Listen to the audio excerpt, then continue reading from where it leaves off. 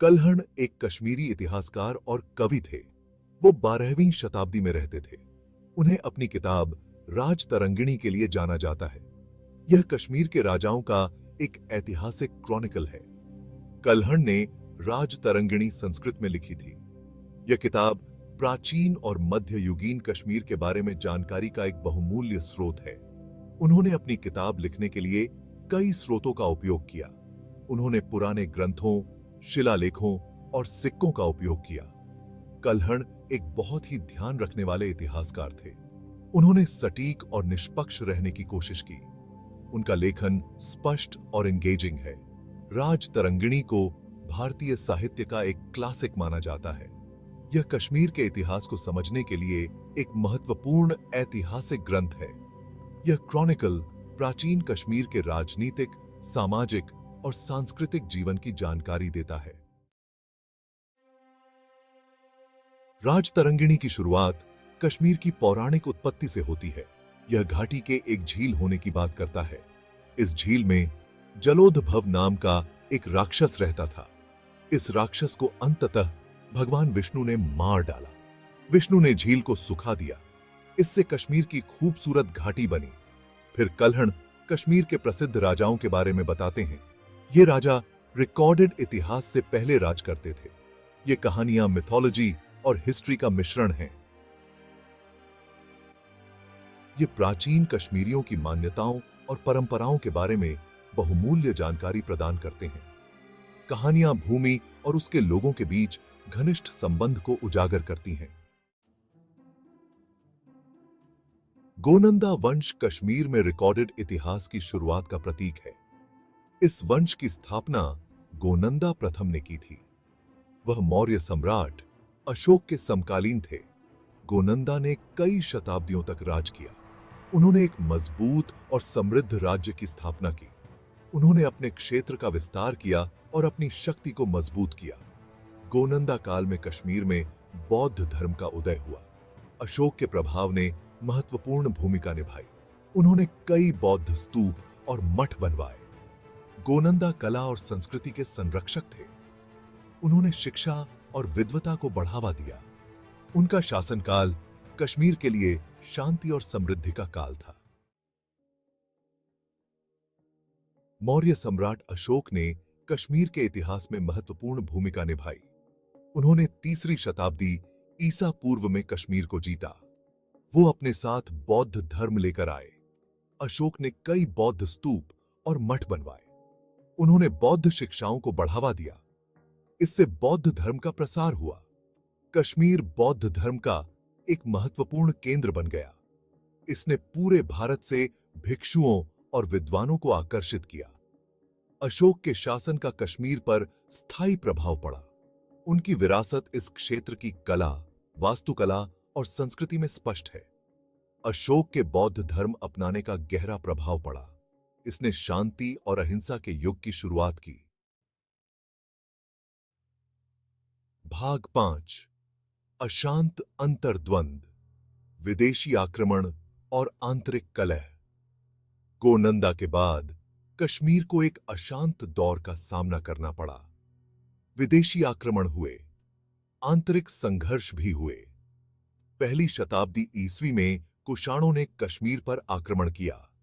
उन्होंने कुछ समय के लिए शासन किया। कुषाण शासन ने कश्मीर की कला और संस्कृति पर अपनी छाप छोड़ी। हूणों ने 5वीं शताब्दी ईस्वी में कश्मीर पर आक्रमण किया। उन्होंने व्यापक तबाही मचाई। भाग 6 कारकोट वंश, एक स्वर्ण युग। कारकोट वंश का उदय 7वीं शताब्दी ईस्वी में हुआ। उन्होंने कश्मीर में एक स्वर्ण युग की शुरुआत की। कारकोट महान विजेता थे। उन्होंने अपने साम्राज्य का विस्तार किया। साम्राज्य मध्य एशिया तक फैला हुआ था। वे कला, वास्तुकला और साहित्य के भी महान संरक्षक थे। कारकोट काल में भव्य मंदिरों और स्मारकों का निर्माण हुआ। कारकोट सहिष्णु शासक थे। उन्होंने हिंदू धर्म और बौद्ध धर्म का समर्थन किया। उन्होंने एक सामंजस्यपूर्ण समाज बनाया। कश्मीर के इतिहास में कारकोट वंश को एक उच्च बिंदु माना जाता है। भाग 7 ललितादित्य मुक्तापीड़, कश्मीर का सूरज। ललितादित्य मुक्तापीड़ सबसे प्रसिद्ध कारकोट राजा थे। उन्होंने 8वीं शताब्दी ईस्वी में शासन किया। वह एक महान विजेता और बुद्धिमान शासक थे। उन्होंने अपने साम्राज्य का काफी विस्तार किया। उन्होंने कई शक्तिशाली शासकों को हराया। वह कला, वास्तुकला और शिक्षा के संरक्षक थे। उन्होंने कई मंदिरों, महलों और अन्य सार्वजनिक कार्यों का निर्माण करवाया। उन्हें प्रसिद्ध मार्तंड सूर्य मंदिर के निर्माण का श्रेय दिया जाता है। वह अपने न्याय और निष्पक्षता के लिए जाने जाते थे। उन्हें एक उदार और प्रबुद्ध शासक के रूप में याद किया जाता है। उन्हें कश्मीर के सबसे महान राजाओं में से एक माना जाता है। ताहे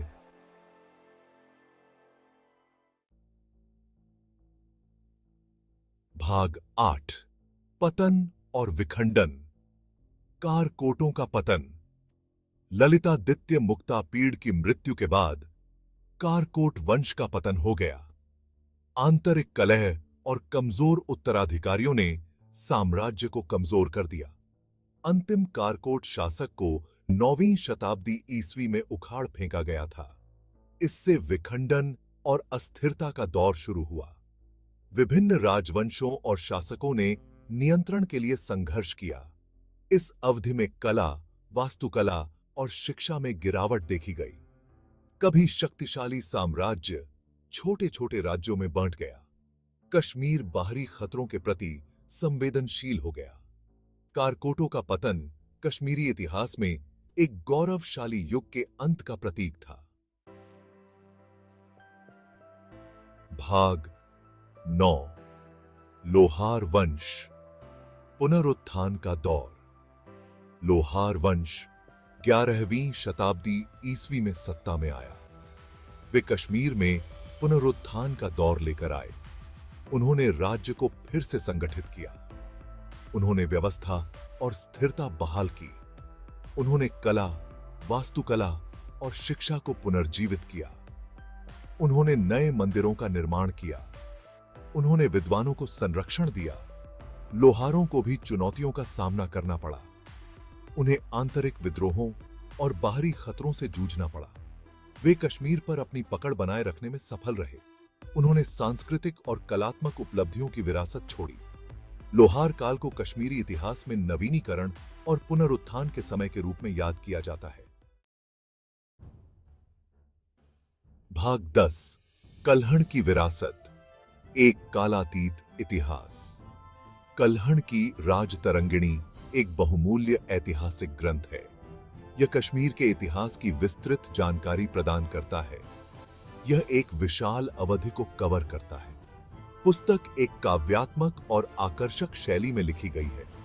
यह राजाओं, रानियों और उनके समय की एक विशद तस्वीर प्रस्तुत करता है। कल्हण की रचना उनकी विद्वता और साहित्यिक कौशल का प्रमाण है।